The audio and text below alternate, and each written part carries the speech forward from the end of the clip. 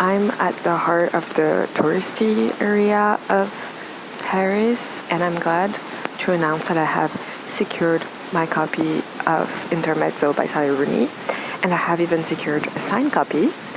And it's kind of my gift to myself for going back to school.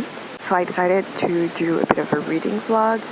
I know every time I finish editing a vlog, I'm like, I'm never doing a vlog ever again because they're so complicated to edit. But I feel like I can do this. And I have a complicated relationship with Sally Rooney because I didn't like normal people that much, but I loved Beautiful World Without You and also Conversations with Friends. And so I'm like, this is the book that's going to decide if I'm really a Sally Rooney ride or die, or if, things will be different. Also, this book has 2 male protagonists, and I think it'll be interesting to see how Sally Rooney does going back to having a mostly male point of view in one of her books. So yeah, see you around.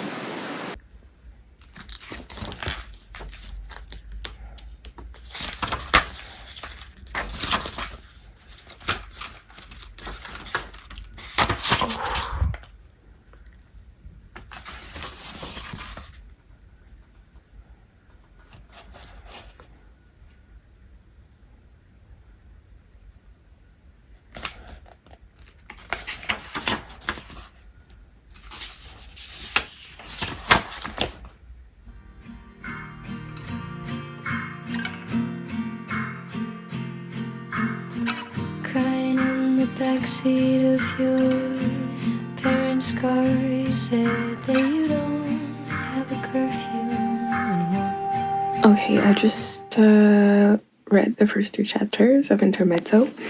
I like that Sally Rooney does not care that we understand it from the first chapter, and that she likes to destabilize people a little bit.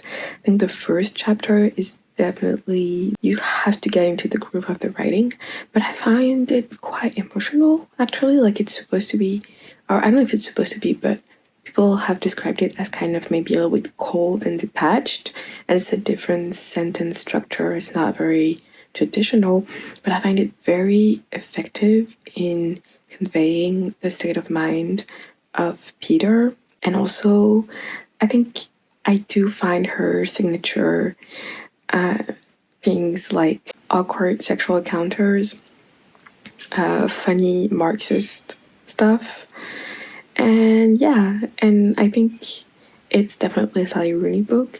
I quite like Peter so far. I like Ivan. I think by chapter 2, probably most of the main characters have been introduced. So we'll see once I get to read more. I'm gonna get dinner now.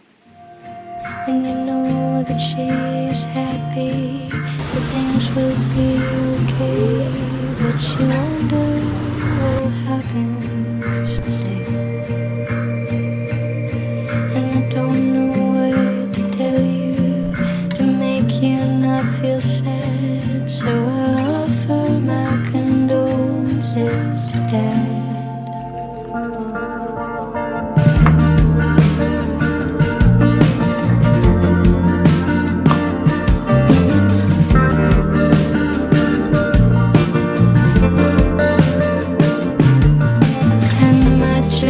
A hypocrite, or is there something wrong with it? Okay, I'm a little bit of quarter through a novel, and I'm really enjoying it so far. There's something about how Sally Rooney writes that sometimes, or at least at first, feels like it's a game of removal, or at least for the Peter chapters, it feels like it's something that's keeping you at a distance. And I think that she has found a balance between having that kind of narrative distance with the way that she writes these chapters, and also bringing us, but I actually think that it's not actually a literary device that's made to create distance. I think it's a way of shortening the distance through bypassing maybe the rational way that we would experience this normal writing, I guess, or less or more conventional way of writing his chapters, and allowing us to access parts of him that are kind of raw. I think it's not a gimmick or something that's overwritten, but it's a way of getting at Peter's mindset as he moves through life, dealing with his complicated feelings and how he self-medicates. And I also really like the Eve and Margaret chapters a lot. And I think something is happening with this book that happened to me when I read Beautiful World, Where Are You? Which is that basically every other chapter would make me cry because it felt like you were living in like some of the most intimate and human moments of these characters that were also not never seen before, but inédit. Like, I don't know how to translate that, but it just felt so specific and normal, but at the same time very strong and emotional. And I don't know, I think for me the Even point of view chapters are really like intense to read because you're in the mind of a character who is asking himself all these questions and also questioning the world he's in constantly and his place in it. And it's very emotional to see how someone can respond to him positively. And I don't know, like, I felt very seen by his chapters and how he navigates the world feeling like he's not made for the world. I think that's a feeling that I have felt a lot before at different points in my life, more or less strongly, that like the life that you're supposed to be living is like impossible with the way that you're made as a person. And it's, I don't know, I don't see this explored a lot in fiction. So that was really good. I'm really, really enjoying this. I really like Sally Rooney's work, and I like how she's obviously a politically engaged writer, and her characters very often share her beliefs, but not in a way that feels forced on you or like a lecture, but really because like it just permeates the questions that they have about their own lives, their own occupations, and it's very, very interesting. Also, I think she's really, really good at writing characters who are aware of the power dynamics that they inhabit and aren't necessarily manipulative about it. Like, I don't know. I read Cleopatra and Frankenstein, and while I think it was the intention to write characters that were in unequal relationships that were really, maybe in a way, revealing in the worst of themselves, I feel like Sally Rooney has reached a mastery where her characters feel really real and lived in and made of flesh and bones, and like she's really good at that. She's really good at characterization and just writing in a certain voice that feels authentic to the character.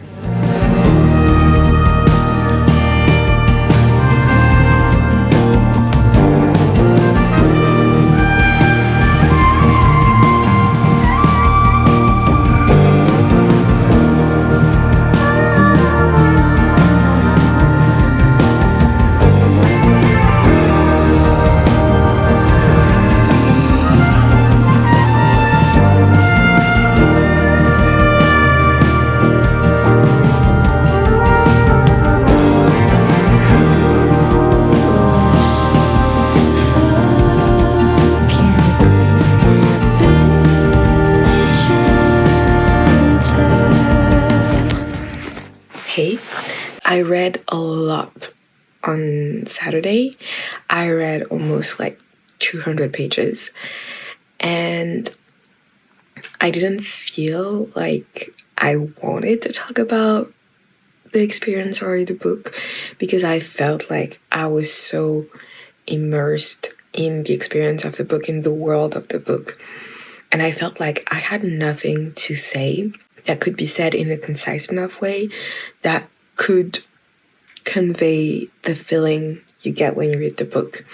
And it just felt like you just have to read the book. And I think one thing that I really value in Sally Rooney's work, and that I think she really got down in Beautiful World, Where Are You, and that she's doubling down on in Intermezzo, is this feeling that she writes about life itself, and with a degree of granularity and specificity that feels incredibly lived in and authentic and real.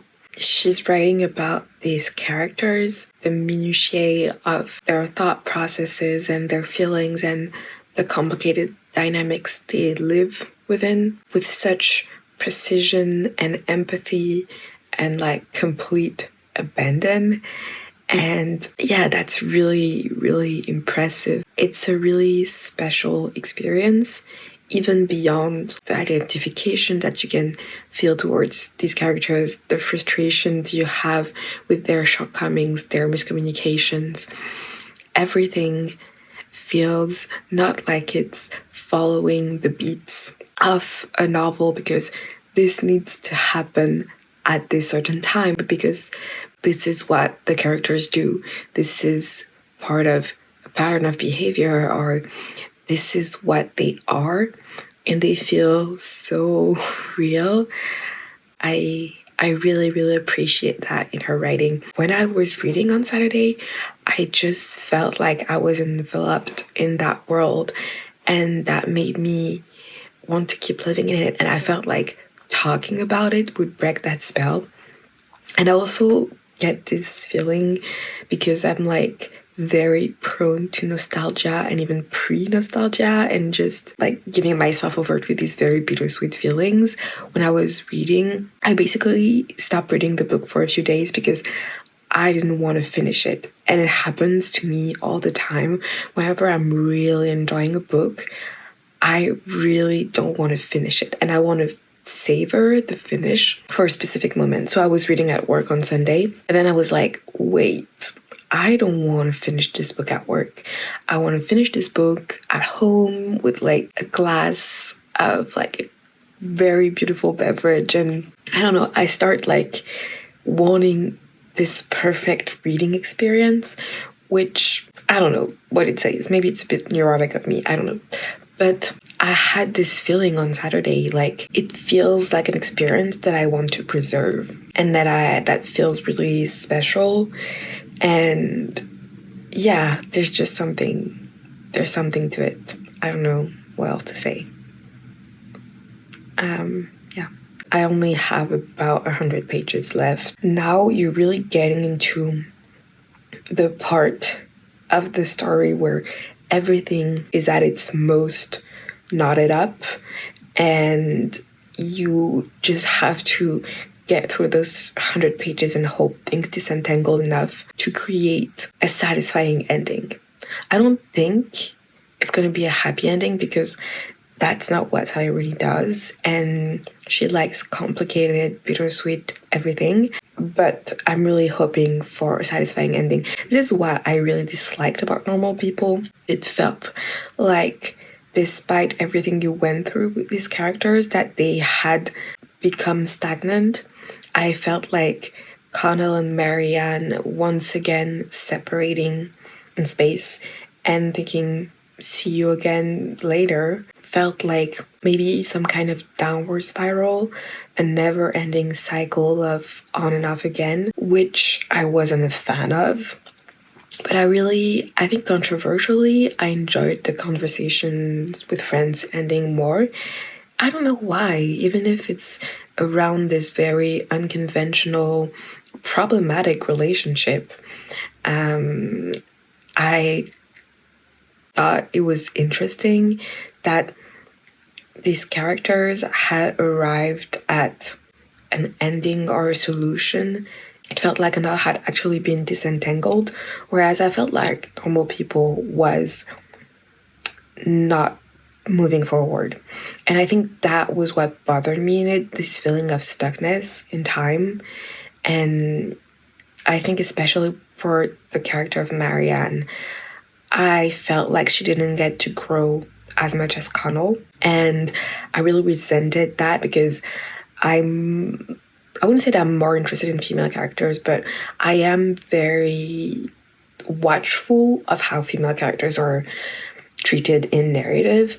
And I do think now that I understand better, especially having read Conversation with Friends, that the way that she writes female characters, their neuroses, their stuckness, their mistakes and hang-ups and everything is interesting. And I think sometimes a female character will be stuck not because the author doesn't value them, but because in the realistic world in which the story is set, it is in a lot of ways more difficult for women to get out of certain situations and certain ways of living, I guess.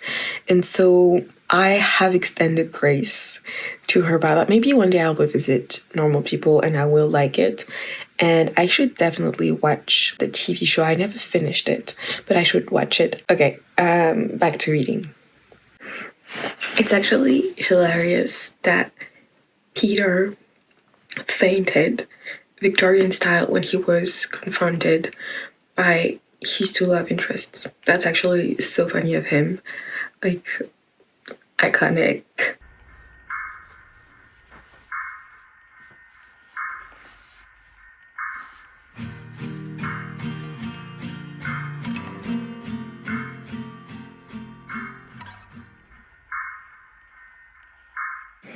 Not her quoting Wittgenstein to talk about a throuple. Just finished it. Done. Over. Oh my god. Why am I always crying? And I'm trying, like, this is me after wiping my eyes and, like, blowing my nose because it was not pretty.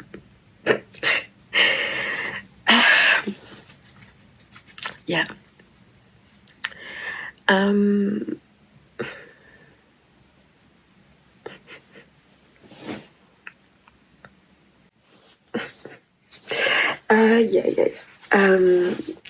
I need to stop crying.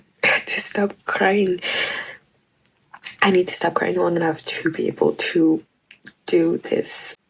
It's a really, really, really good entry in her body of work. It's a really good book. I really enjoyed it. I'm feeling shy. Plus, I don't have a lot more storage. Let me check my storage. Honestly, my thing is, I feel like Sally Rooney can do it all. She can do she can talk about romance, she can talk about friendship, she can talk about family, about grief, about desire, all of it in one book. And it doesn't feel like too much, and it's smart, and it's touching, and it feels... it's really something. Like, stories about families and grief always get me, so of course this was gonna get me. And I think the whole idea of these two brothers who are so different but also so similar, who have a desire to be the best, to win, it's... I don't know, I see a lot of myself in them. I see a lot of my family. And even if, like, we have nothing in common, like, I'm not Irish, I don't play chess, I'm not a lawyer, I don't have 2 girlfriends, even though that would be pretty cool. But, you know, yeah.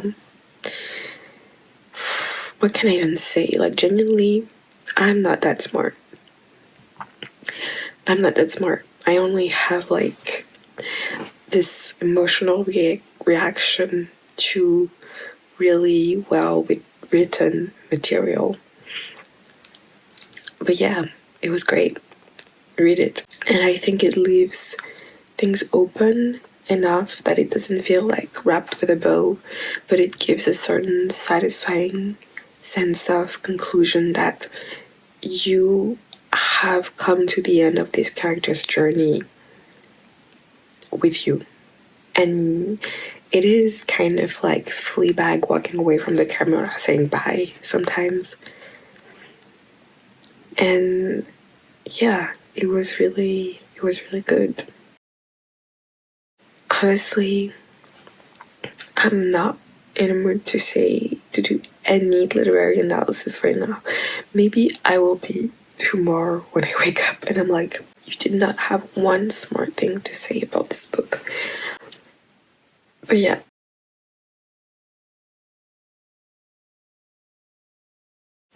I think I'm gonna reread it. Not immediately, but I really focused on experiencing the story, and I didn't underline a lot or make a lot of comments. So I'm definitely gonna reread it. I think it has a lot of rereading value. Maybe see you tomorrow, and if not, thank you for watching. Yeah, I will see you in the next one. Bye.